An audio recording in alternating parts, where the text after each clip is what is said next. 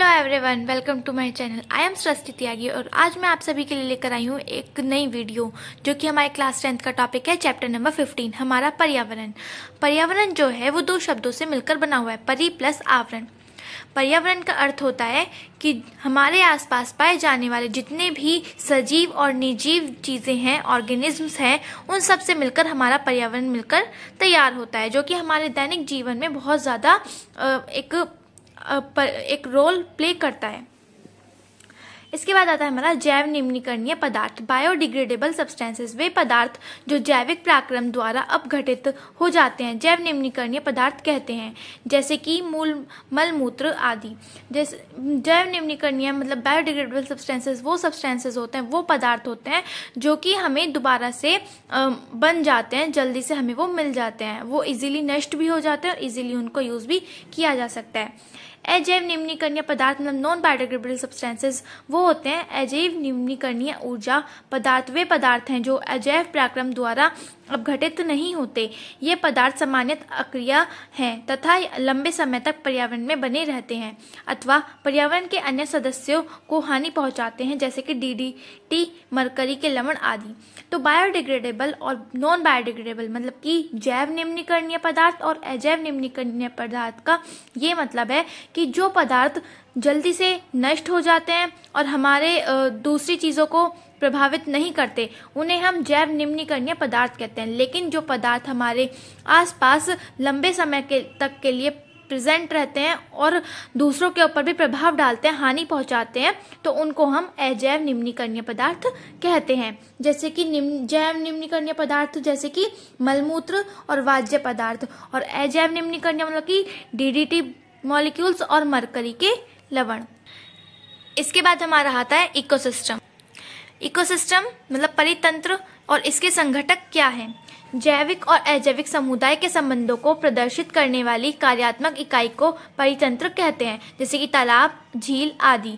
तो हमारे इकोसिस्टम जैसे कि हमारे आसपास पाए जाने वाली जितनी भी जैविक और अजैविक वस्तुएं हैं और इकाई हैं, वो सभी मिलकर क्या बनाते हैं? हमारे पर्यावरण बनाते हैं और इकोसिस्टम बनाते हैं, जैसे कि तालाब, झील।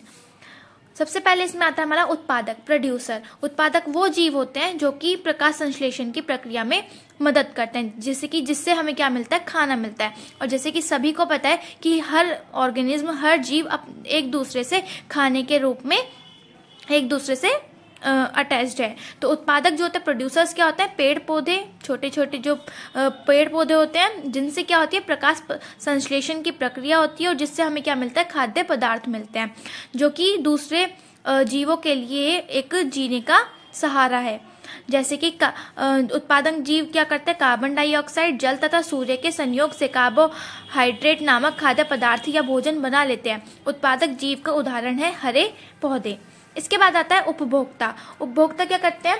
उत्पादक को कंज्यूम करने वाले, उनको खाने वाले को हम उपभोक्ता कहते हैं, कंज्यूमर। उपभोक्ता वह जीव होते हैं जो अन्य जीवों को खाते हैं। सभी जंतु उपभोक्ता हैं। कुछ जंतु तो पौधे उत्पादकों को खाते हैं, जबकि कोई जंतु अन्य जंतुओं को भी भोजन के रूप में खाते हैं। जैसे कि हम सभी को पता है कि कुछ लोग क्या होता है? पेड़ पौधों के ऊपर निर्भर करते हैं और कुछ लोग क्या करते हैं? दूसरे ही जीवों को खा जाते हैं।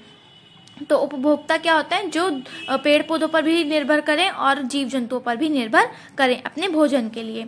उपभोक्ता को मुख्यतः शाकाहारी, मांसाहारी तथा सर्वाहारी पर एवं परजीवी में बांटा गया है। उपभोक्ता हमारे 4 रूप में बांटे गए हैं: शाकाहारी, मांसाहारी, सर्वाहारी और परजीवी। इसमें सबसे पहले हमारा आता है शाकाहारी। जंतु जो केवल पौधे खाते हैं या पौधों के उत्पाद खाते हैं, मतलब कि जो पौधों से मिलने वाले फल फ्रूट है या फिर आपकी सब्जियां हैं, उनको खाने वाले लोगों को हम क्या बोलते हैं? उन जीवों को हम कहते हैं शाकाहारी। इसके बाद आता है हमारे मांसाहारी। वो जंतु जो जंतुओं का मांस वगैरह खाते हैं, उन्हें हम कहते हैं मांसाहारी, जैसे कि हिरन, बकरी, भेड़, ये सब क्या है? हमारी मांसाहारी हैं। एक होता है हमारे सर्वाहारी, ओमनिवोरस। जंतु जो पेड़ पौधे और मांस वगैरह सब खाता है। तो जो हम ह्यूमन बींग्स हैं, हम जो मानव हैं, वो सर्वाहारी में आते हैं। इसके बाद हमारा आता है परजीवी। परजीवी क्या होते हैं? जो खराब खाना होता है, जो खराब वस्तुएं होती हैं, उन जीव जंतुओं पे जो सड़ गए हैं, जीव जंतु मर गए हैं, जीव जंतु, उनके ऊपर उत्पन्न होने वाले जो जीव जंतु होते हैं उनको हम क्या कहते हैं? परजीवी, मतलब पैरासाइट कहते हैं। यह अन्य जीवों, जंतु या पादप से भोजन प्राप्त करते हैं। भोजन प्राप्त करने वाला जीवधारी पोषद कहलाता है। अनेक जंतु जैसे प्लाज्मोडियम, गोलकृमि जिसको हम एस्केरिस भी बोलते हैं, फीताकृमि जिसको टेपवर्म बोलते हैं, TA होता है यहाँ पे, टेपवर्म होता है हमारा, इन जैसे जीवाणु, कवक, अमरबेल जैसे बहुत सारे हमारे परजीवी होते हैं। इसके बाद हमारे आते हैं अपघटक, मतलब कि डिकम्पोजर। ये अधिकतर जीवाणु तथा फंगस होते हैं जो मृत कार्बनिक पदार्थ पर निर्भर करते हैं। जैसे कि अगर कोई जीव मर गया है तो उस पर उत्पन्न होने वाले जो जीव जंतु होते हैं उनको हम अपघटक मतलब डिकम्पोजर कहते हैं। और एंजाइमों की प्रक्रिया में के फलस्वरूप मूल तत्वों के वायुमंडल में पुनः भेज देते हैं, जिन्हें उत्पादक पुनः प्रयोग करते हैं। मतलब कि मान लीजिए कोई जीव जंतु मर गया है तो उसके ऊपर ये जो जीव जंतु होते हैं ये उत्पन्न होते हैं और उस जीव जंतु को बिल्कुल खाद में परिवर्तित कर वापस से पर्यावरण में भेज देते हैं। प्रथम पोषी स्तर में पौधे आते हैं, वे स्वपोषी होते हैं। बिना पौधों के खाद्य श्रृंखला नहीं चल सकती। जो खाद्य श्रृंखला होती है एक फूड चेन होती है, एक जीव दूसरे जीव को खा रहा है, दूसरे जीव तीसरे जीव को खा रहा है, वो सबसे पहले कहाँ से स्टार्ट होती है? हमारे पेड़ पौधों से। और पेड़ पौधे होते हैं हमारे स्वपोषी, मतलब कि वो अपना खाना खुद बनाते हैं। इसके बाद हमारा आता है आहार श्रृंखला एवं जाल।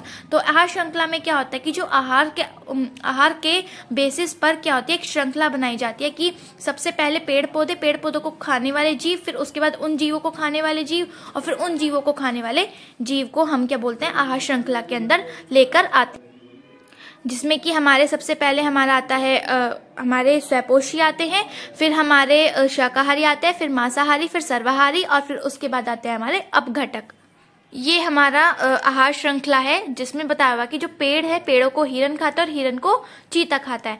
घास को टिड्डा खाता है, टिड्डे को मेंढक, मेंढक को सांप और सांप को चील। तो ये हमारे 3 आहार श्रृंखलाएं हैं, जो कि ये हमारा जमीन के लिए है ये भी, और ये वाला हमारा तालाब के लिए। तालाब में केकड़े होते हैं, केकड़े को मछली खाती है और मछली को हंस खाता है। तो ये हमारी क्या हो गई? आहार श्रृंखला हो गई। एक स्थलीय परितंत्र में हरे पौधों की पत्तियों द्वारा प्राप्त होने वाली और ऊर्जा लगभग 1% भाग ऊर्जा खाद्य ऊर्जा में परिवर्तित करते हैं। यहाँ पे हमें क्या समझाया गया है कि जो सूर्य की किरणों से हमें जो ऊर्जा मिलती है वो हमें मान लीजिए 1000 जूल मिली, और वो जैसे कि आपकी ये आहार श्रृंखला चलती है, पहले जीव को 1000 जूल मिलेगी और दूसरे को 90, इस तरीके से वो कम। इसमें बताया जब हरे पौधे प्राथमिक उपभोक्ता द्वारा खाए जाते हैं, ऊर्जा की बड़ी मात्रा का पर्यावरण में ऊष्मा के रूप में ह्रास होता है और कुछ मात्रा का उपयोग पाचन विभिन्न जैव कार्यों में वृद्धि एवं जनन में होता है। जैसे कि मान लीजिए हमें सूर्य की किरणों से हमें ऊर्जा मिली 100 जूल, तो वो जैसे ही उस पेड़ पौधों को 100 जूल है, उन पेड़ पौधों को किसी जीव ने खाई तो वो 90 जूल तक पहुंचेगी उस जीव तक, फिर अगले जीव के पास 80 जूल तक पहुंचेगी। इस तरीके से इसका ऊर्जा का उत्पादन और आगे परितंत्र होता है। यहाँ पे हमें एक चार्ट दिया हुआ है जिसके अंदर हमें बताया जाता है कि सबसे पहले उत्पादक होते हैं, फिर प्राथमिक उपभोक्ता, फिर द्वितीय, फिर तृतीय। ये हमारे कुछ स्टेजेस हैं जिसके ऊपर हमें आहार श्रृंखला को बांट दिया गया है। यहाँ पे हमें ऊर्जा प्रवाह बताया गया। ऊर्जा का प्रवाह एक दर्शिक अथवा एक ही दिशा में होता है। जो ऊर्जा का प्रवाह होता है वो एक ही दिशा में होता है। स्वपोषी जीवों द्वारा ग्रहण की गई ऊर्जा पुनः सौर ऊर्जा में परिवर्तित नहीं होती। सौर ऊर्जा मतलब कि सूर्य की किरणों के द्वारा जो हमें ऊर्जा मिलती है वो वापस सूर्य के पास नहीं जाती, वो एक जीव से दूसरे जीव तक, दूसरे जीव से तीसरे जीव तक ही स्थानांतरित होती रहती है। यहाँ पे एक हमें वो दिया हुआ है, सूर्य का प्रकाश उत्पादक के पास पहुंचेगा, मतलब पेड़ पौधों के पास। वहां को उनको किसने खाया? शाकाहारी लोगों ने खाया। तो शाकाहारी से फिर मांसाहारी, मांसाहारी से शीर्ष मांसाहारी, मतलब कि बचे कुचे। तो ऐसे ही जैसे यहाँ पे मान लीजिए हमारे पास 100 जूल आई जो ऊर्जा है, यहाँ पे 90 जूल जाएगी इसके पास 80 जूल जाएगी, इसके पास 70 जूल जाएगी और इसके पास 60 जूल जाएगी। इस तरीके से वो आगे आगे बढ़ती हुई कम होती चली जाती है। इसके बाद हमारा आता है कि खाद्य श्रृंखला एवं खाद्य जाल में क्या, मतलब फूड चेन और फूड वेब में क्या अंतर है। खाद्य श्रृंखला में क्या था कि उसमें बताया जा रहा था कि एक जीव को से दूसरे जीव तीसरे जीव पे कैसे निर्भर है। अब यहाँ पर ये बताया जा रहा है इसमें खाद्य जाल में कि हर जो जितने भी मतलब एक ही, जैसे मान लीजिए एक ही पेड़ पौधे हैं तो उसको कौन कौन से जीव खा रहे हैं, फिर उन जीवों को, एक ही जीव को कौन कौन से और अन्य जीव खा सकते हैं। तो ये इसको हम क्या कहते हैं? खाद्य जाल कहते हैं। खाद्य श्रृंखला का उदाहरण है घास फूस को हिरन ने खाया, हिरन को शेर ने, घास फूस को कीट ने खाया, फिर मेंढक ने खाया, फिर सर्प ने खाया, शैवाल को छोटे जलीय शाकाहारी जंतु ने खाया और उनको छोटी मछली ने, और छोटी मछली को बड़ी मछली ने। यहाँ पे आपको खाद्य जाल का वो दिया हुआ है, जैसे पेड़ पौधे हैं, धान है, घास है, पेड़ है। यहाँ पर हमारे पेड़ पौधे, धान, घास, पेड़ दिया हुआ है, जिसमें हमें बताया हुआ है कि जो पेड़ पौधों को क्या करते हैं, हमारे केकड़े खाते हैं, ये केकड़े है, फेफड़े नहीं है, केकड़े खाते हैं, केकड़े को हमारी मछली खाती है, मछली को भाग खाते हैं। धान को धान, कॉकरोच और चूहा, कॉकरोच को चिड़िया भी खाती है। फिर हमारे ये मेंढक है, मेंढक कॉकरोच को मेंढक खाता है, मेंढक को बाघ और सांप खाता है। तो इसमें ये बताया गया कि एक ही जीव को कितने लोग खाते हैं और कितने लोग इन पर निर्भर रहते हैं। यहाँ पर हमारा आहार श्रृंखला और खाद्य श्रृंखला में अंतर बताया गया कि आहार श्रृंखला में जो होता है वो क्या होता है और खाद्य श्रृंखला में क्या होता है। ये उसका ये कुछ आपको वो बताया गया अंतर। इसके बाद यहाँ पर है ओजोन परत और उसका श्रेय। ओजोन परत से क्या होता है और ओजोन परत कैसे बनती है और उसका क्या क्या प्रभाव होता है, ये सब चीजें यहाँ पे बताई गई है। वायुमंडल में उसका क्या क्या मतलब रोल होता है। ये आपके ओजोन परत के कुछ प्रभाव है। त्वचा में कैंसर और त्वचा में अन्य विकार हो सकते हैं, जीनी संरचना में दिक्कत हो सकती है, अल्ट्रावायलेट रेज हो सकती है और बहुत सारे और भी प्रभाव होते हैं। इसके बाद आता है हमारा कि managing the garbage we produce, मतलब कचरा प्रबंधन। जो हम कचरा फैलाते हैं हम उसको कैसे प्रबंधित कर सकते हैं, उसको कैसे हम मैनेज कर सकते हैं। तो हमारी जीवन शैली में बहुत सारे ही ऐसी एक्टिविटीज होती हैं जिससे कचरा फैलता है, तो हमें उन पे रोक लगानी चाहिए। तो ये उससे रिलेटेड कुछ पॉइंट्स हैं। अगर आपको वीडियो अच्छी लगी है तो प्लीज लाइक कीजिए और चैनल को सब्सक्राइब कीजिए। Thank you.